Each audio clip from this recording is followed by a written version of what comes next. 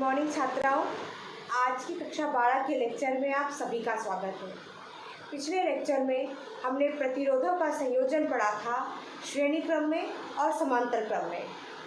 आज हम उन्हीं से संबंधित कुछ अंकित प्रश्नों को सॉल्व करेंगे। हमने अपने पिछले वीडियो में पढ़ा था कि अगर श्रेणी क्रम में आपके प्रतिरोध जुड़े हुए हैं तो R का मान उनके योग से निकल आता है, और यदि ये समांतर क्रम में आपके प्रतिरोध जुड़े हैं तो उनका व्युत्क्रम करके उन्हें प्रतिरोधों को जोड़ा जाता है। इन्हीं दो सूत्रों का उपयोग करके हम अंकित प्रश्न सॉल्व करेंगे, जिनमें हम इनके संयोजन पे जो आधारित क्वेश्चन होंगे, अंकित प्रश्न होंगे, वो हम सॉल्व करेंगे। बोर्ड के एग्ज़ाम में इस तरह के प्रश्न अवश्य आते हैं। तो पहला प्रश्न हम लेते हैं। देखिए, पहला प्रश्न जो है वो कह रहा है 15 ओम तथा 30 ओम के तार समांतर क्रम में जोड़े गए हैं। ठीक है, प्रश्न को पढ़िए। हर जो है आपकी हर एक सब्जेक्ट की अपनी एक भाषा होती है, इसी तरह भौतिक विज्ञान की भी अपनी एक भाषा है। अगर आप उसके भाषा को समझ पाएंगे तो अंकित प्रश्नों को सॉल्व करना बहुत ही आसान हो जाएगा। तो क्वेश्चन को पढ़िए, उसकी भाषा को समझिए और उस हिसाब से स्टेप बाय स्टेप चलिए। प्रश्न क्या कह रहा है कि 15 ओम तथा 30 ओम की तार समांतर क्रम में जोड़े गए हैं। हमने कैसे जोड़े हैं? समांतर क्रम में, मतलब इस तरह से। ये 15 ओम की है और ये 30 ओम की है। अब ये प्रश्न आगे क्या कह रहा है? प्रश्न कह रहा है कि कितने ओम का प्रतिरोध तार जोड़ा जाए ताकि तुल्य प्रतिरोध 20 ओम का हो जाए।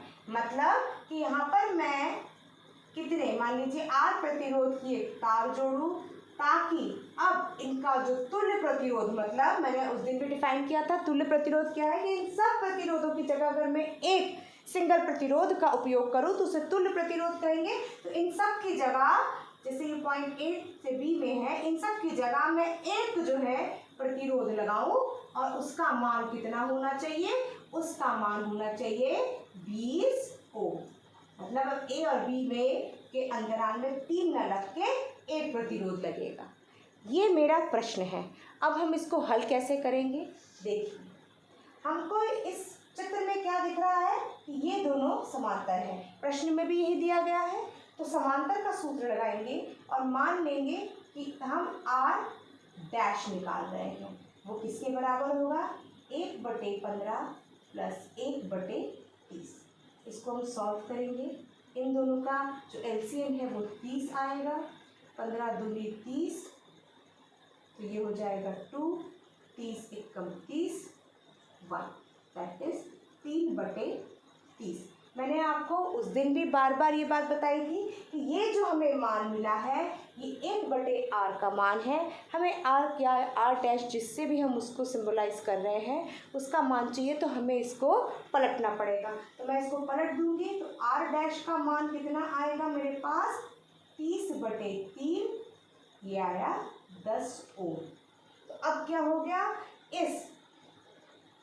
इन दो जो आपके वो है प्रतिरोध है, इनकी जगह मैं 10 का ओम का प्रतिरोध लगाऊंगी। तो अब मेरा इसका तुल्य, अगर मैं इसकी परिपथ बनाऊं तो किस तरह से आएगा? R डैश और R, ये आपके A और B के बीच में आ गए, और इसका मान कितना है? इसी का मान, इसी का तुल्य है वो 20 ओम है। इसका मतलब ये दोनों, अब देखिए कैसे हैं, ये दोनों श्रेणी क्रम में है। तो जब श्रेणी क्रम में होते हैं तो ये सिर्फ जुड़ जाते हैं। इस सूत्र का उपयोग करेंगे तो R डैश बराबर R जो होगा वो किसके बराबर है? क्योंकि ये इसकी तुल्य धारिता दी गई है 20 ओम की। R डैश का मान मैंने अभी निकाला 10 ओम, तो 10 ohm plus R is equal to 20 ohm. तो ये हो जाएगा R बराबर 20 माइनस 10, ये 10 ओम। इसका मतलब अगर मैं यहाँ पर 10 ओम का एक प्रतिरोध लगा दूँ तो मेरा जो पूरा ये है आपका, इस पूरे का उत्तर कितना आएगा। इसकी जगह अगर मैं एक तुल्य जो है प्रतिरोध इस्तेमाल करना चाहूँ तो वो कितने का होगा, तब 20 ओम का होगा। तो ये प्रतिरोध जो मुझे निकालना था कितने का आया, 10 ओम का आया। ठीक है, आप इसको उतार लीजिए। अब हम दूसरा प्रश्न करते हैं। दूसरा जो प्रश्न है वो आपका कहता है कि आपको एक चित्र दिया गया है, इसमें ए तथा बी बिंदु के बीच आपको प्रतिरोध ज्ञात करनी है। ठीक है, ये दोनों ही सूत्र का हम इस्तेमाल करेंगे, इसलिए हमने इसको नहीं मिटाया, लिख के रखा है। तो अब मेरा जो चित्र है वो ये है।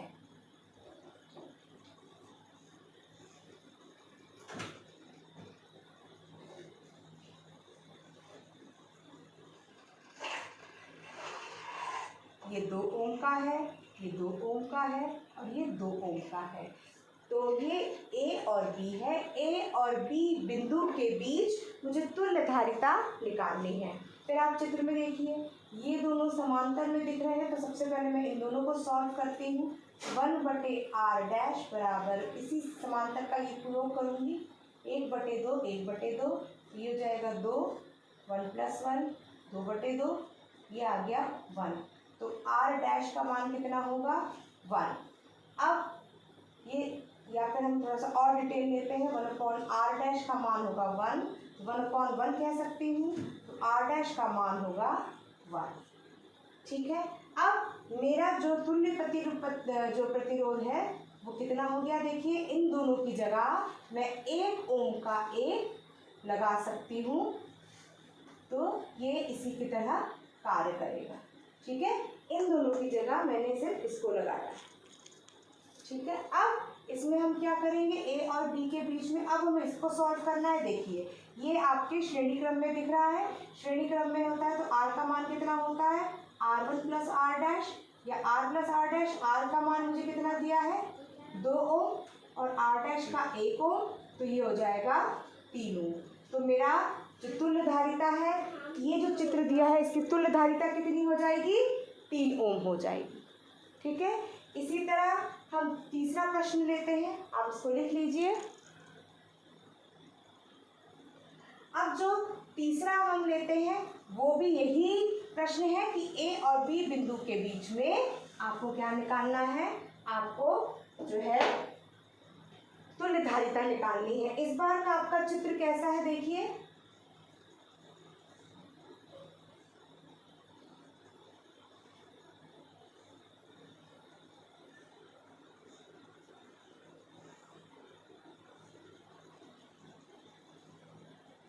ये आपके 2 ओम का है, ये 1 ओम का है, ये 3 ओम का है, ये 2 ओम का है और ये 1 ओम का है। ठीक है, और ये है आपका A point, B point, C point और D पॉइंट।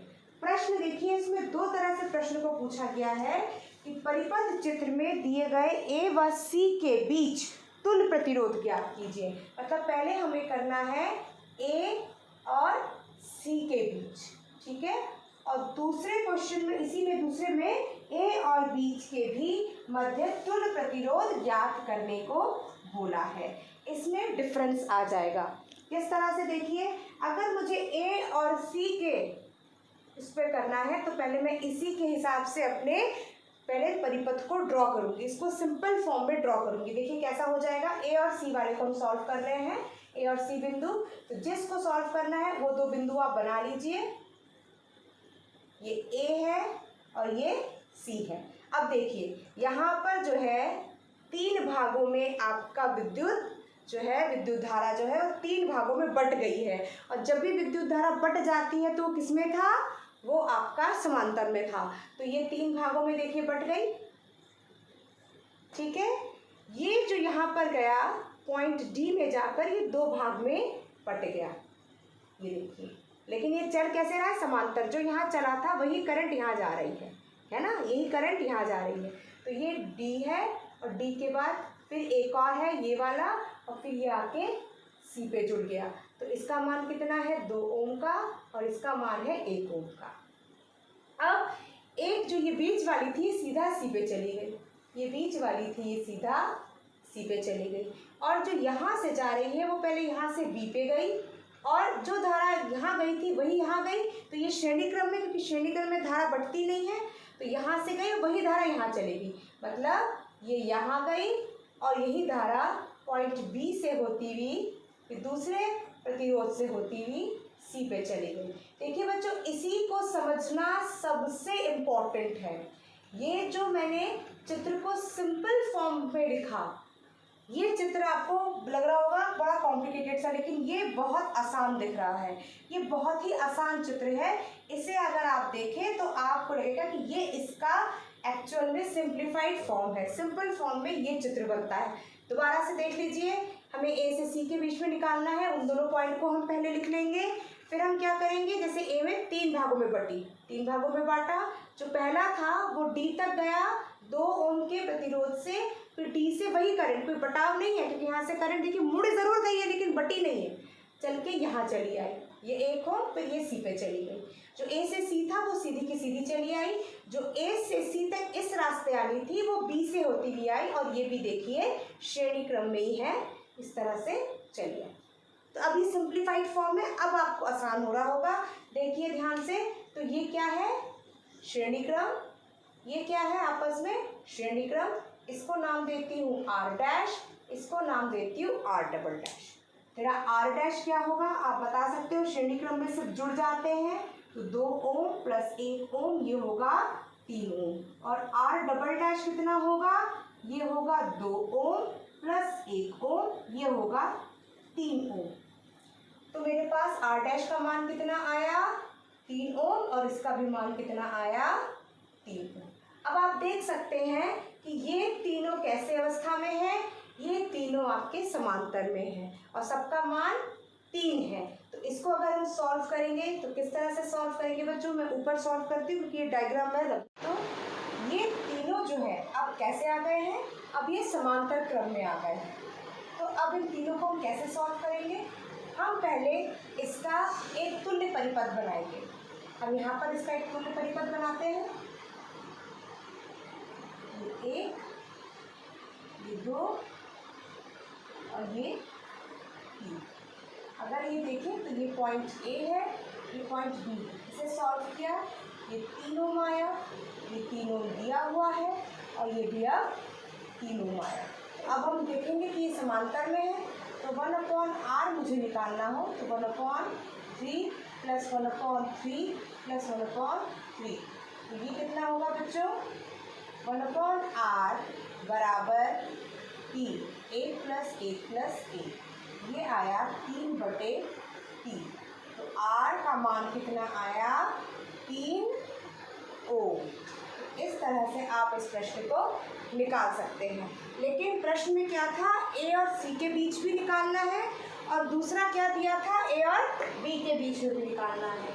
तो अगर मुझे A और B के बीच में निकालना है तो उसके लिए यही डायग्राम मेरा बदल जाएगा। तो आइए देखते हैं, इसमें अगर मुझे A और B के बीच में निकालना पड़े तब मैं प्रतिरोध कैसे निकालूंगी।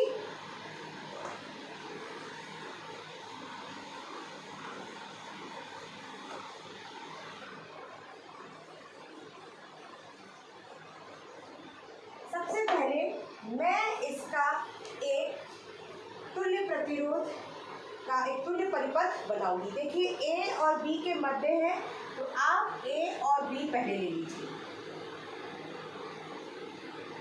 ठीक है। अब देखिए A में ये 3 भाग में बटा है, ठीक है। हम इसे A में 3 भाग में बांट देते हैं।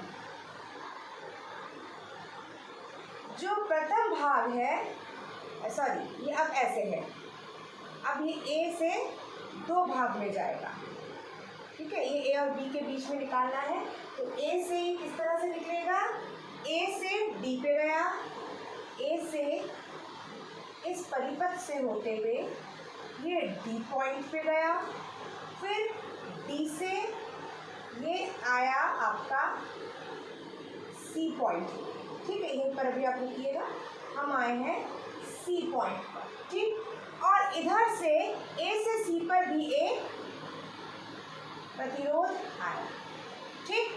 मैंने ये वाला चित्र बनाया, ए से डी पर गया, डी से सी पर गया, ए से डी पर गया, डी से सी पर गया।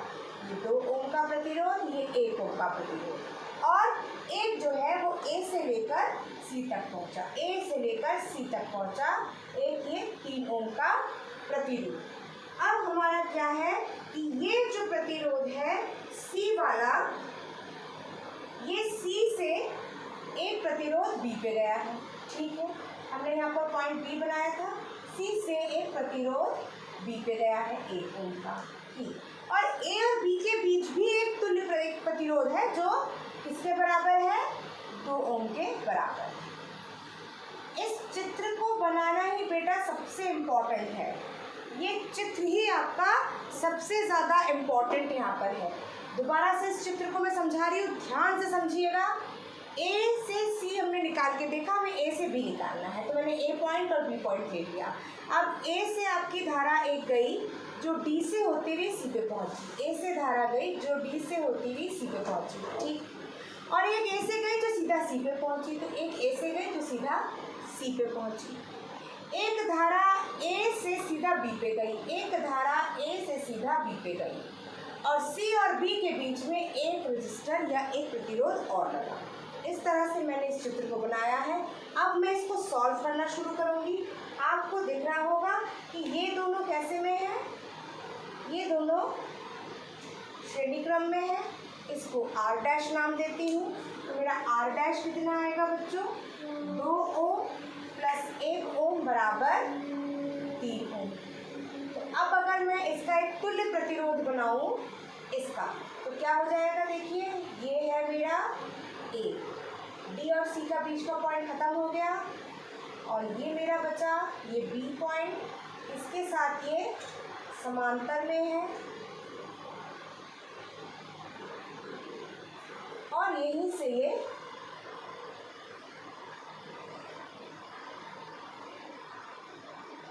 ठीक।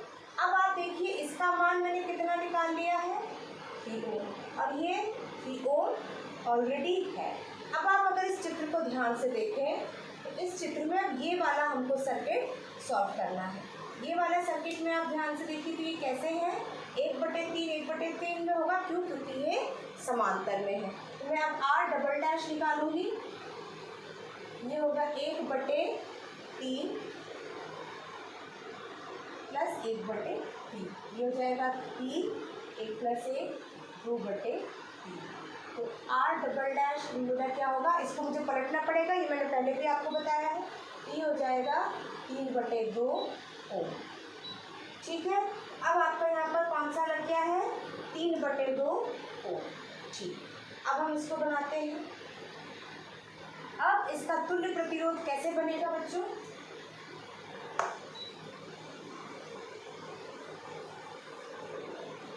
अब इसका तुल्य प्रतिरोध होगा, इस डायग्राम का मैं तुल्य प्रतिरोध यहाँ बना रही हूँ, देखिए ये आपका आर डबल डैश आएगा जो आ गया आपका 3/2, ठीक है।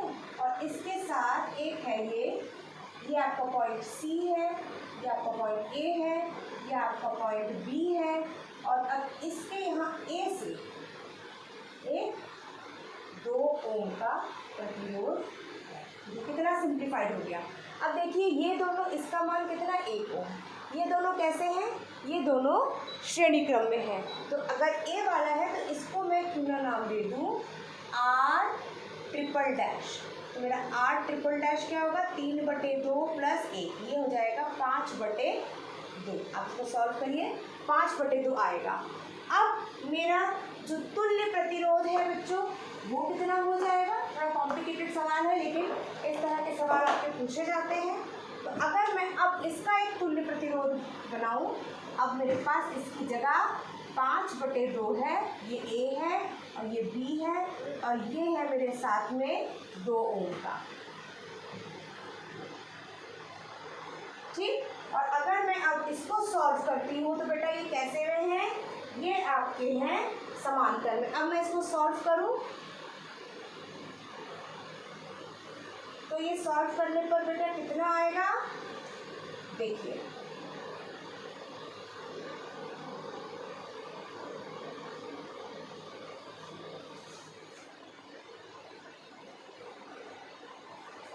ठीक, ये हो जाएगा आपका 1/2 प्लस 1/5/2। इसको मैं सॉल्व करूँगी, 1/2 प्लस ये हो जाएगा आपका 2/5। अब इसका अगर मैं एलसीएम लूँ तो मेरा एलसीएम कितना आएगा बच्चों, 10, और ये होगा r/डबल डैश। तो ये हो आपके r, इसको r ले लीजिए। अब ये क्या हो जाएगा, 10, 2 पंजे 10, तो ये भी 5 आएगा, 5 दूनी 10, तो ये भी दूनी हो जाएगा 4। तो 1/r का मान कितना आ गया, 9/10। तो अगर मैं सिर्फ r का मान निकालना चाहूँ तो r मेरा होगा 10/9 ओम। देखिए कितना अंतर आ गया जब हमने बिंदुओं को बदला। जब हमने a और c के मध्य निकाला तो मान कुछ और आया, और जब हमने a और b के मध्य निकाला तो मान कुछ और आया। तो ये हमको बहुत ध्यान रखना है इस बात का कि हमें किन बिंदुओं के बीच में जो है प्रतिरोध निकालने को दिया गया है। आज के लेक्चर में इतना ही बच्चों। इसी से संबंधित और भी प्रश्न एज एन असाइनमेंट मैं आपको ग्रुप में दूंगी, उसे आप सॉल्व करिएगा। बोर्ड परिप्रेक्ष्य में ये प्रश्न बहुत ही ज़रूरी है, क्योंकि इसमें इस तरह के प्रश्न बोर्ड में अवश्य ही पूछे जाते हैं। आपको कोई भी समस्या हो तो आप मुझसे ग्रुप में पूछ सकते हैं। धन्यवाद।